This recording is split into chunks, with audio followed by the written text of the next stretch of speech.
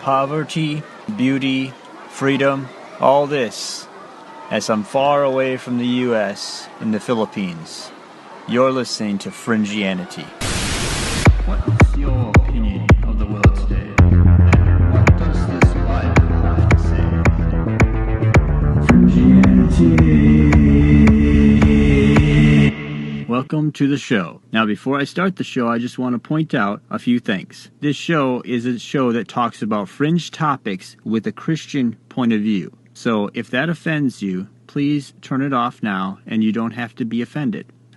Okay, so it's been a month, pretty much, probably a little bit longer, since I did an actual new episode, and that is because, as you might have heard at the very beginning of the show, I've been away in the Philippines, and I did mention that in the last episode 60. So if you haven't heard that one, you might want to listen to that too. So I've been away in the Philippines with friends and family in our second home. So I've been away. I decided I'll do an episode just talking about stuff with that. So if the Philippines and my talk about the Philippines and all that stuff might bore you, you can turn it off now. I understand how some people don't want to hear about other countries or hear about personal people's point of views or whatever on traveling in different countries or whatever. So anyway, I've been gone for, I'd say, a little bit over a month from this show anyway. So in my time away, I just wanted to use this episode to really talk about and reassess, I guess, what I've kind of taken in my time away, and some, I guess, good and bad things that I've kind of had happen to me over the course of my time away. But I'm going to start off with the good things because I just came back from a great trip with family, so that's always a good thing. We took our flight from Minnesota all the way to, we went to Seattle, and then we went to Taiwan from there. A long flight, I mean, crazy long. It's somewhere around pushing 20 hours, I guess, from altogether, I guess, to get there. But we ended up landing in Taiwan. When we got to Taiwan, we went to see my wife's sister in Taiwan. We actually left the airport for a little while and traveled in Taiwan. And we didn't have much time, so we couldn't go too far from the airport. But we ended up going to, some temple. And it's like an Asian monk temple type thing. It's more like a tourist destination than actually a temple, really, though. And I couldn't tell you the name of it because I don't know. It's just we were going so fast. I was trying to videotape, take pictures, and everything. It was just crazy how fast we were moving. Thank God we had a driver and everything that was taking care of all that. So anyway, I did notice in the temple, though, they had these young monk, I guess they were girls. My wife, being the type of person who wants to get a picture, she she talked one of them into getting a picture with her. So we have a picture of her standing there with these three one of them anyway, little monks that are trainees or whatever. I don't know. I don't agree with the whole monk thing, or I don't agree with I believe in a Christian point of view, so it's kind of useless for them to do what they're doing. And on top of that, I did notice one thing. When we first seen the three young monk girls, they were bald heads and they had gray long robes on and all this. Well, the weird thing is they were taking selfies. Yeah, they were selfieing each other, all three of them. They were totally worldly, I'll put it that way. And the point of being a monk is to go away from the world, I heard. From other people who have gone there. You see it on TV. So you're supposed to be apart from the world, not in the world, and yet they're taking selfies. Like, they got cell phones and, all this stuff. Like, I don't think that they are very educated as monks or whatever. So it was just really strange. It's like seeing an Amish person taking selfies. It was really off-putting. Like, what the heck. But whatever. My wife wanted a picture with one of them, so she got a picture just to say she got a picture with a monk, which is kind of weird. But she's just joking around. So anyway, we did get somewhat of some pictures with us and her sister or whatever. But anyway, then we quickly went back to the airport, got on a plane, and flew to Manila, which is the capital city of the Philippines.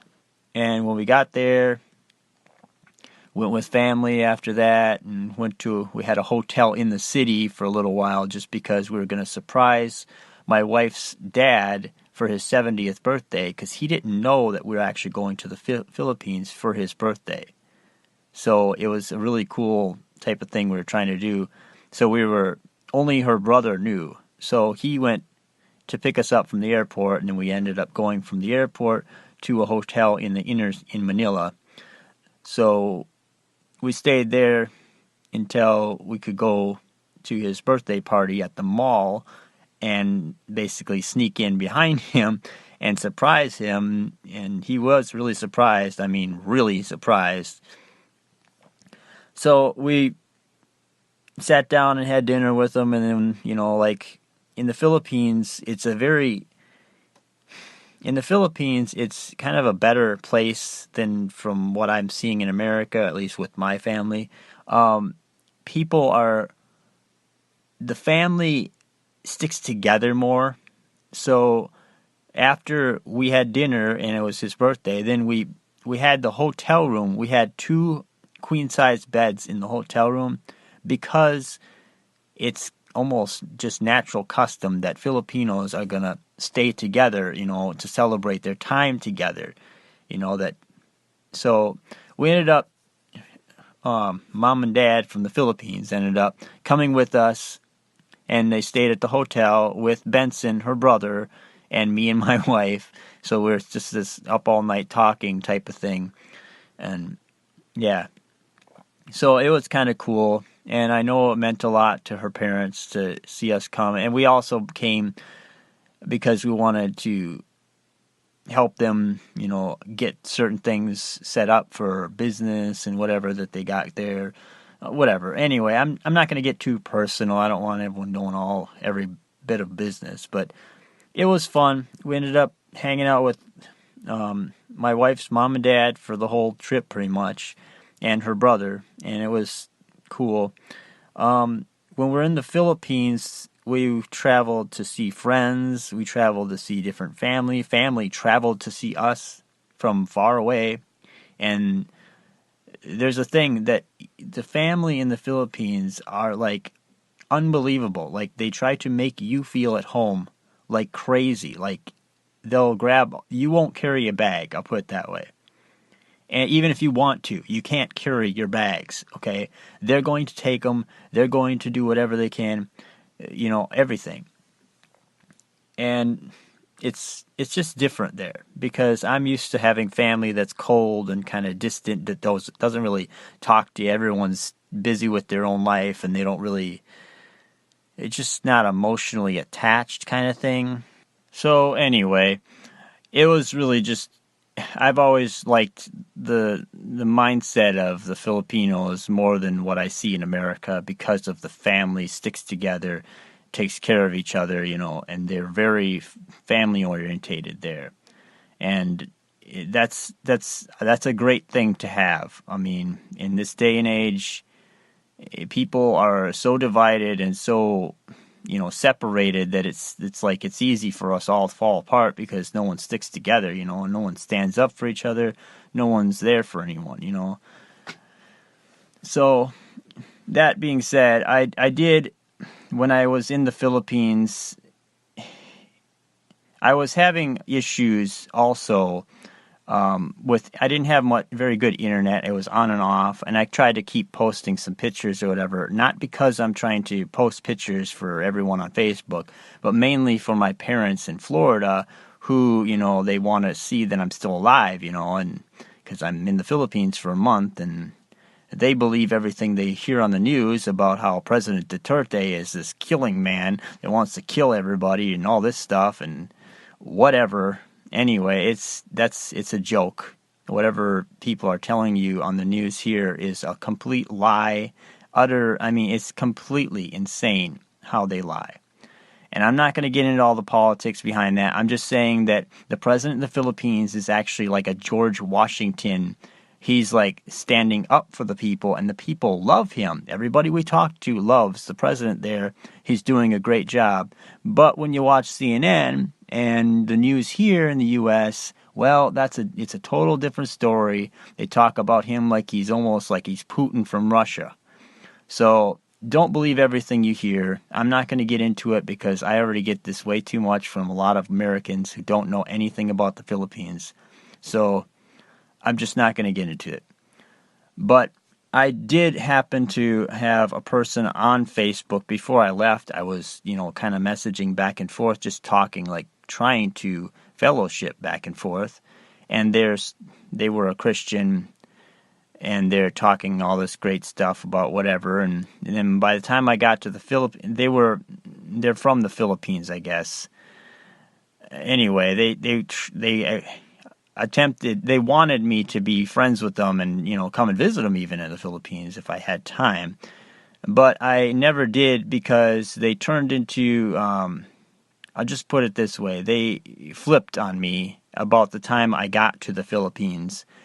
I ended up looking at my Facebook Messenger, and then there's all these things saying, because I said you should wipe the dust off your feet if someone is not, if like a atheist or whatever just will not hear you when it comes to the gospel, because Jesus said wipe the dust off your feet and just go on, pick up and go if they will not hear you.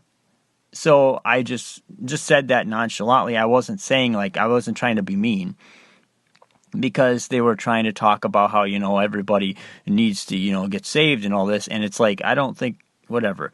I didn't think too far into it anyway. And then by the time I got to the Philippines and a couple days passed or whatever, and then I finally found got internet or whatever, and because I didn't go looking for internet everywhere I went because I was on a trip. I mean, the internet is not the most important thing in the world. So by the time I ended up going on there, then I had this big, a bunch of words said, and he was getting angry at me and saying all this stuff about, blah, blah. And it turned into this big attack. I don't understand where, but I'm not going to give away names or say anything really that detailed, but I'll just put it this way.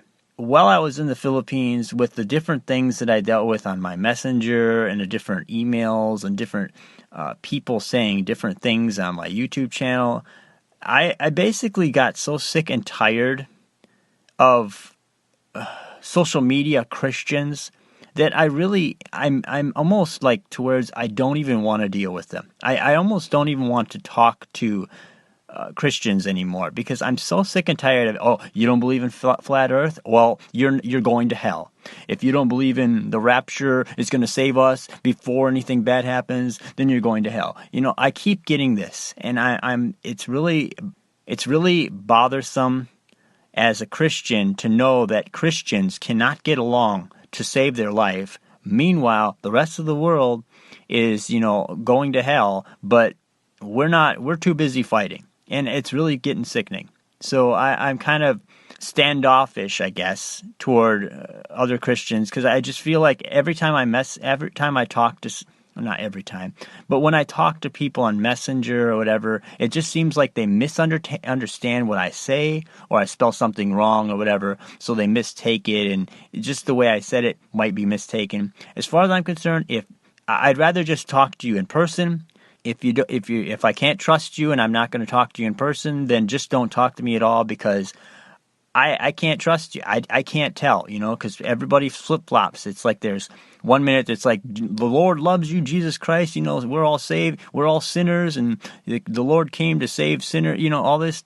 And then the next minute it's like, you're going to hell, you're a blasphemer, you don't believe in the things I believe, so therefore you're just, you're just going to hell. So I'm just gonna be honest. I've just become more standoffish. I don't really want to deal with a lot of these social media Christians anymore.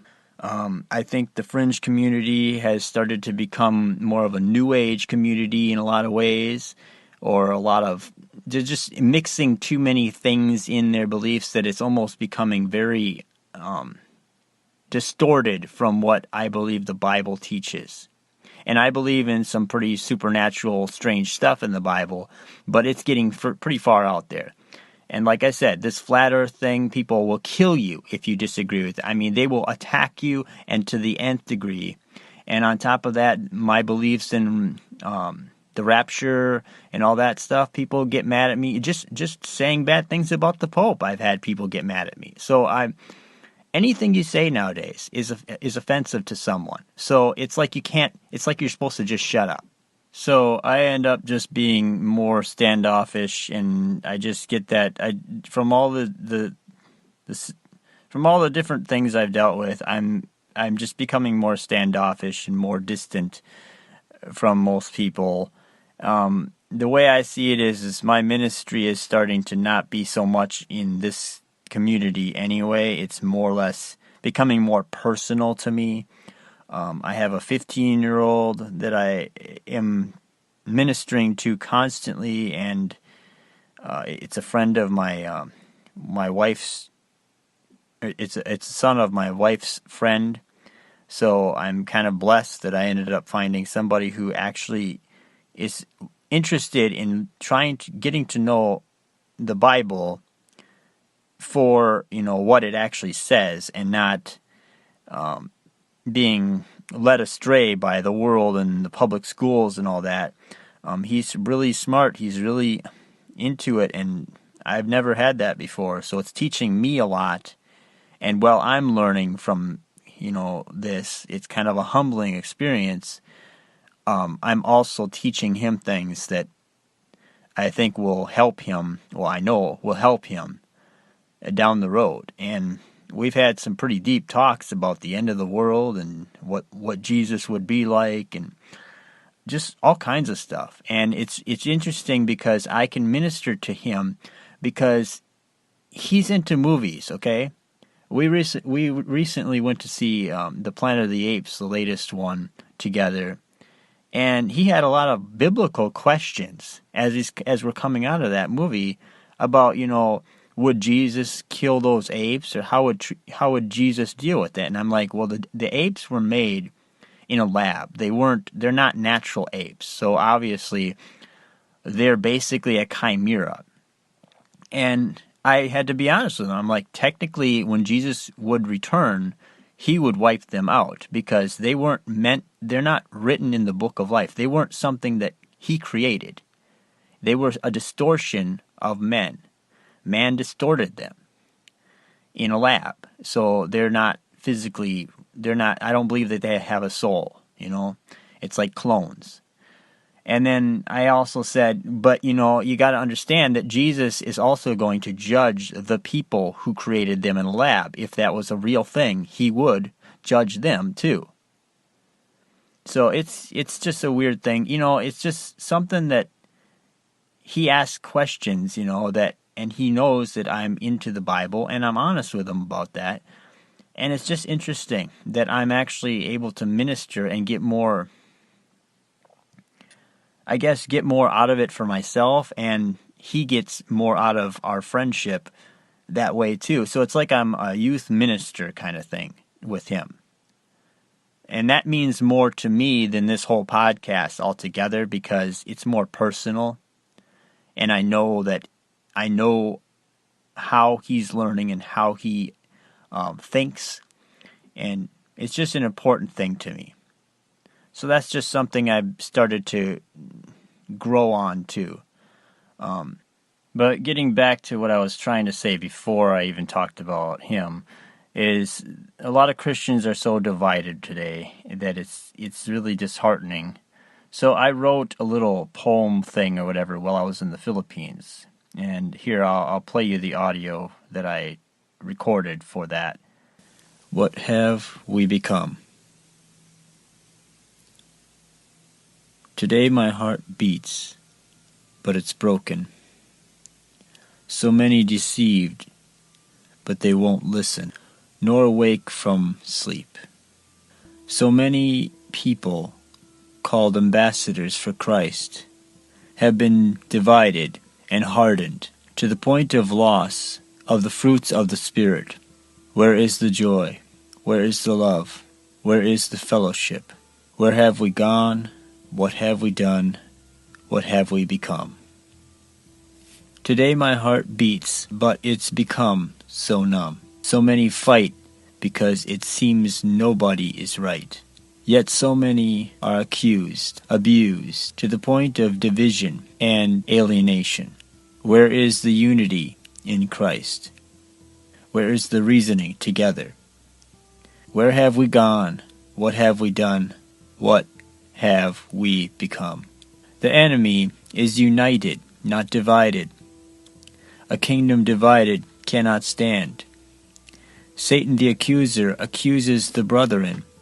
Both day and night, well we fight. We shoot the messenger, even if he's right. The enemy is winning souls to oblivion, well we fight. Accusing both day and night. Where have we gone? What have we done? What have we become? Now my heart is tired of being broken, to the point that I don't want to talk to my so-called brethren. I'm so tired of the division and fighting. I seek only the Lord that saved me now.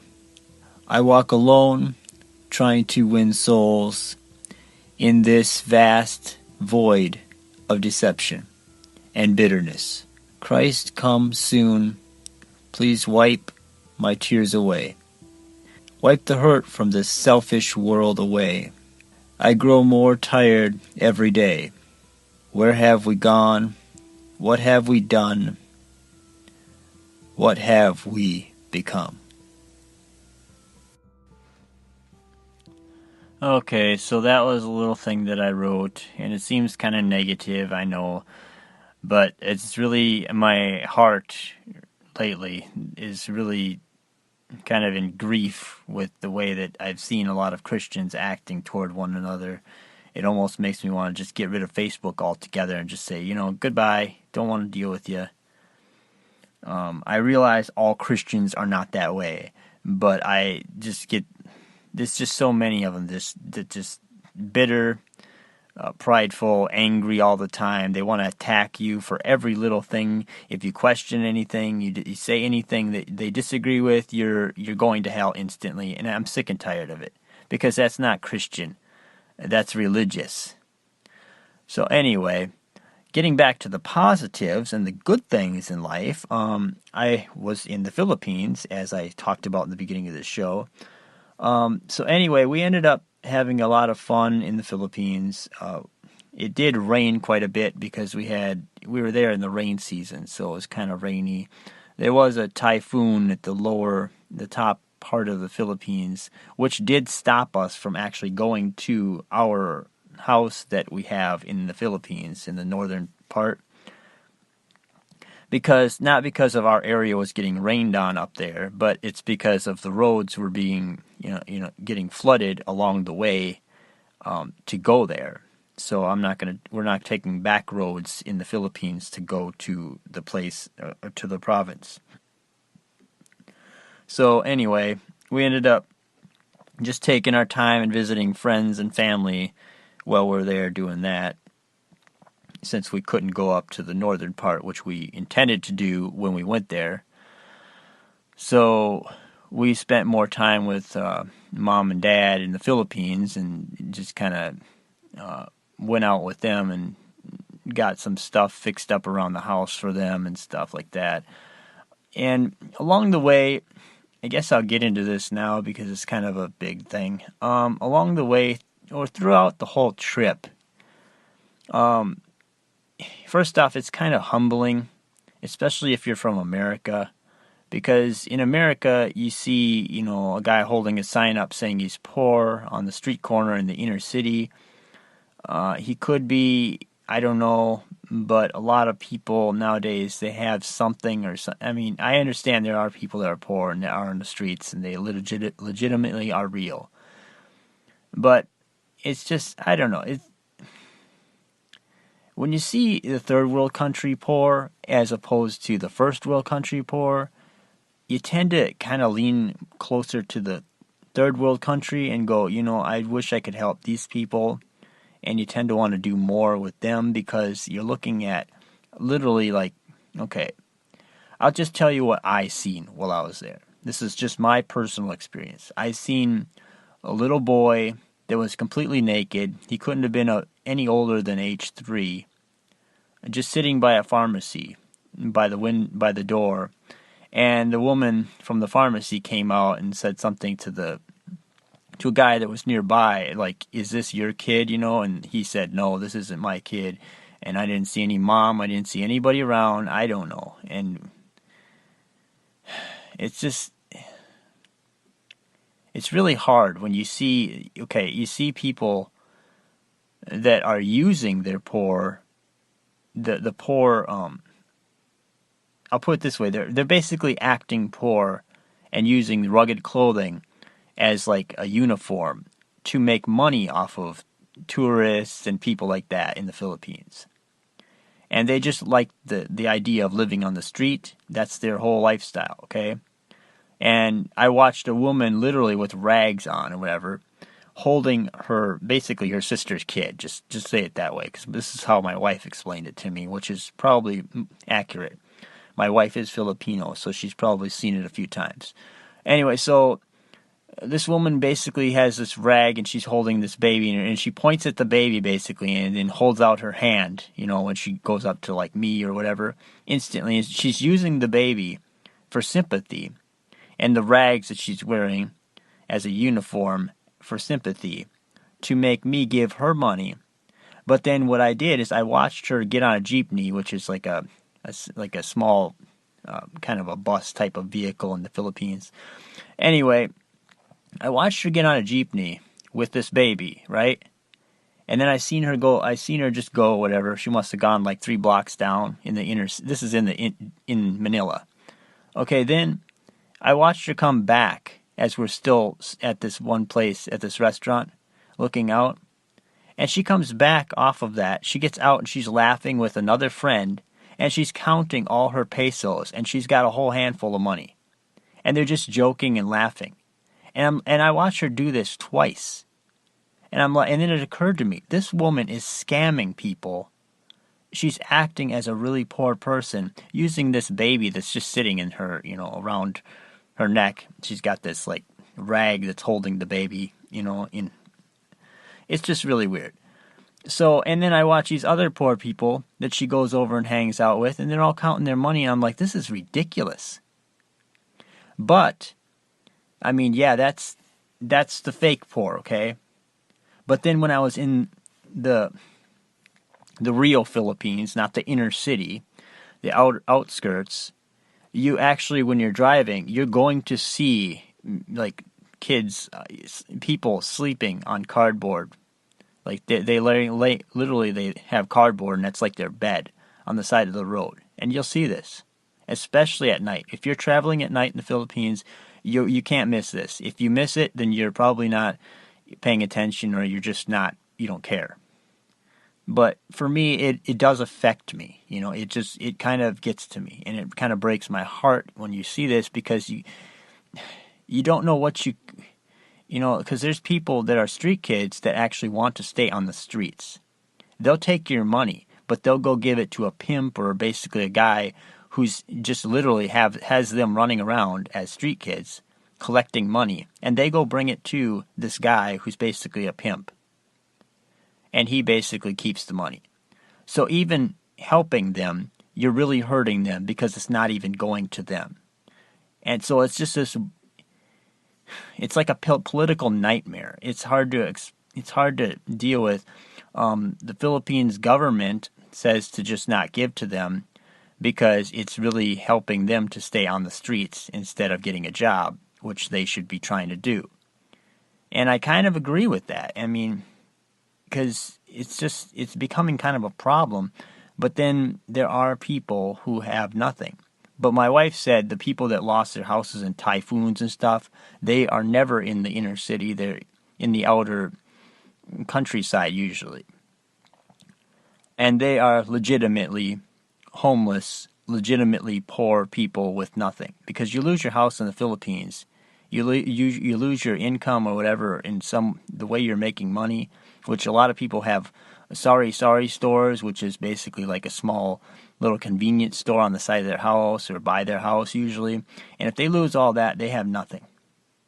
And starting up all over again is going to be hard in the Philippines, where the most someone makes in a month is like $200, I don't know, like $200, $300. It's really, yeah. So in America, count your blessings. I'll put it that way. We should always count our blessings here. We are blessed beyond anybody's dreams. We are rich. Whether we like it or not, whether we want to say it or not, we are rich. If you go to a third world nation and you look at the poor, we are billionaires compared to them. I mean, so this is just something that gets to me. When I go to the Philippines, I love the Philippines. I call that, it's my home. As far as I'm concerned, it's my secondary home. I'm American. I'm working to try and live there because we have a home there. We'd like to just move there because there's more freedom in the Philippines too. You don't have a person literally at your back in the Philippines telling you how you can build something on your property. In America, oh yeah, we can own property. What good is it? We have if we don't pay our taxes, it's taken. If we don't pay our whatever land taxes, we lose it. You know, if we build something that's not within the code, we're going to get fined and all kinds of stuff. Okay, we're not free. There's no freedom here. Most people just work to pay their credit cards in the U.S. That's all they're doing. They're just in a vicious circle. They never break free of that. They never pay anything off. They're just consistently working to keep things. In the Philippines, though, once you have a house and land, and you got like a farm or whatever, you could live just like off the grid if you want. You won't have a tax man coming to your door and all kinds of people hounding you. There's none of this. At least for now. I'm sure that'll come eventually, but I'm just saying, at this moment, you have more freedom in the Philippines than you have anywhere in America. I realize that might offend somebody because, I'm talking against America and, we're supposed to be, saying, God bless America. America's a blessed nation. Oh, we should, we're a wonderful nation. We're a great Christian nation. Well, I just don't see it sometimes. I can't understand it. The mindset, because everyone's so egotistical here when it comes to, if you go from the Philippines to America, there's a big change in how people are talking to each other and acting toward each other. Especially when I came in to the airport in the U.S. When I left the Philippines, the security and all that stuff was not a big deal. All these countries, I get to America and it's militant. Just this attitude that sucks. As soon as the security state here is insane. And they have security guards everywhere in the Philippines. And none of them are like militant. I haven't met one of them in and I went everywhere. I went all over the place in the month that I was there. And I never ran into one, mean dictator type guy holding a gun in the mall, because the security guards have a gun. Okay? So I don't get it, because when I came to America, right away at the airport, there's a guy saying, oh, this isn't a circus, talking to the Chinese people that were in front of us, making fun of them, basically, talking down to them. And and on top of that, there's the woman's talking down to everybody at the airport because they can't figure out how to get their visa to scan in the, basically the security state system, because you have to get fingerprinted, eye scan, freaking face scan, everything at the airport. And she's talking down to everybody because of their they don't understand how to do all this stuff. And it's like, you know what? This is it's just ridiculous. And the security there is a joke too, because I'm watching 14 Muslims pull up in a van. Literally, I watched this. I got on video actually. They get out and they go through the thing, whatever. They barely get touched, whatever. They have to take their shoes off, whatever, and they go through, and it's nothing. And I swear, how fast they went. There's no way they could have checked their bags, checked all their stuff. There's no way. It's just a joke. And I even went through it with my belt on, and they told everyone to take their belt off, and I went through it, and they didn't even know. Really interesting. That was something that I noticed along the way, too. So, it's a joke. And also, in the Philippines, all these Muslims you hear about or whatever, I got news for you. The Muslims in the Philippines, there's two kinds of Muslims. There's the real ones, and there's the fake ones. One kind is the ones that wear the black and all that stuff. Those are probably real ones. But then there's the other ones that wear the scarves and they're half falling off and everything. They don't even know what the Quran says. And I was told by a Muslim that they need an interpreter to actually know what's in the Quran. So they don't actually know. So it's a joke. So I'm going to be doing more research on that because I think that's really interesting that they have to have an interpreter. So most of these people who say it's peaceful religion probably really mean that because they don't know anything. But that's just something I just noticed along the way. Every time I go there, it makes me just not want to come back to the U.S., honestly. It's just really tiring when I come back here. I know, like right now, because I was able to go to the Philippines because I don't have a job. So I don't have a job, so I don't have to have some boss telling me how many, hours of vacation time I have because I could just go. I was blessed to have that, but now, I need to work and I need to get a job and everything so I can basically pay back some of the stuff on our credit cards. We didn't max our credit cards out either like most people. We did spend some money and we need to, be able to pay all that stuff so that we're not owing anything. So that's just some of the stuff that I dealt with and I'm still dealing with, I guess. And I know that some of this might be boring to you, but this is just something I wanted to do after I came back because I was there for a month. And a lot of the stuff you see in the Philippines also it just looks poor. Like areas are very poor. You'll see houses that are crumbling, it's just, whatever. It's just not what you see in the U.S. where everything is upright, perfectly, accurate, perfectly made, structures that were literally dropped out of the sky in one night and they're building cities everywhere, okay?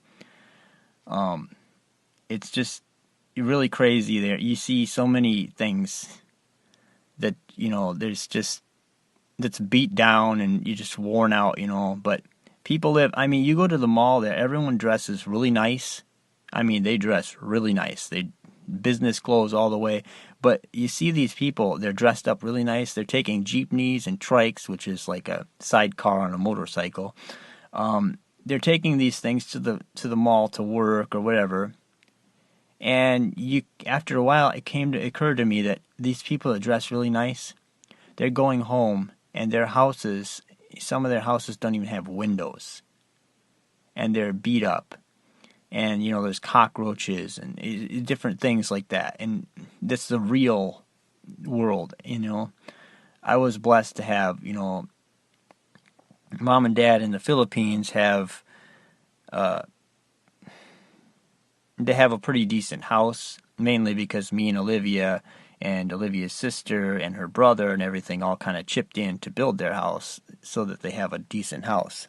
They got the nicest house in the area around them, which is really weird. But it's just, you see a lot of the people around their house, like I said, they have metal roofs and metal siding basically put over the windows, and it's just kind of like thrown together. And they're living. I mean, and they take like bucket baths, they take like a big bucket thing, fill it with water, and then they'll dump it on themselves to take a wash up, and it's just stuff like that. And it's just the day-to-day life there. Now, that's not the way all Filipinos live, so let's not talk down to them like they're all living like a bunch of poor bums, because honestly, I think they have they're more moral when it comes to family and honor and stuff like that, because they're actually working. They actually work hard for what they got. I mean, yeah, there's a bunch of drunks you'll see on the street sometimes and whatever, but in reality, most people there are more honorable. They're trying to work for a living. They're not trying to, steal. They want to actually gain something in life that actually to take care of their family mainly, because the grown-ups there have children, so that the children will eventually grow up and then go off to work and get good jobs, go to school, which they have to pay for out of their pocket, and once they go to school and all this stuff and get a good job, then what happens is the children will send money home to the parents and take care of the parents, and that's what we're doing. We're taking care of her mom and dad, my wife's mom and dad. So, and that's what you do. And I think that's a good idea, especially in a day and age where people are just becoming less caring about everything. They don't care about themselves, let alone anyone else. Most people are too busy staring down at their cell phone and caring about what people are saying on Facebook than they actually care about their own mom and dad. It's just really weird world we live in. So when I go to the Philippines, I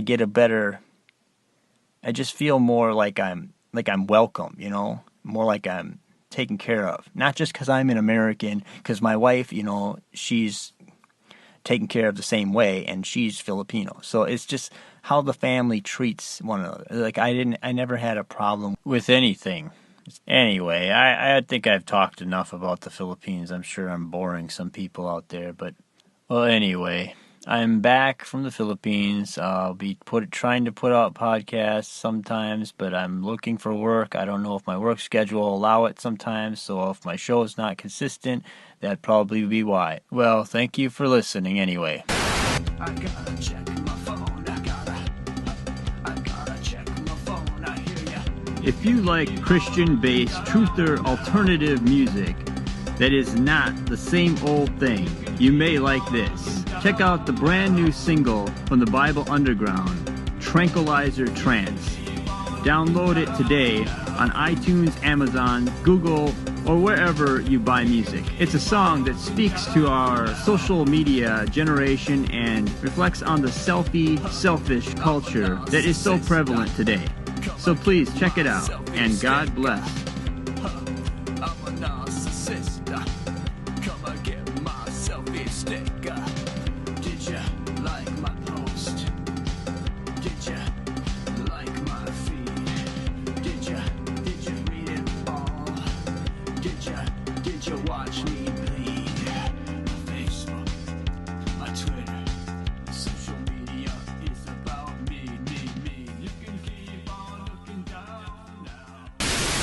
If you like this show, you can also find us under Leo Rutledge on YouTube. That's all capital letters, Leo Rutledge on YouTube. Shows like this in audio will be up on the YouTube channel, as well as video shows where I talk about other stuff as well.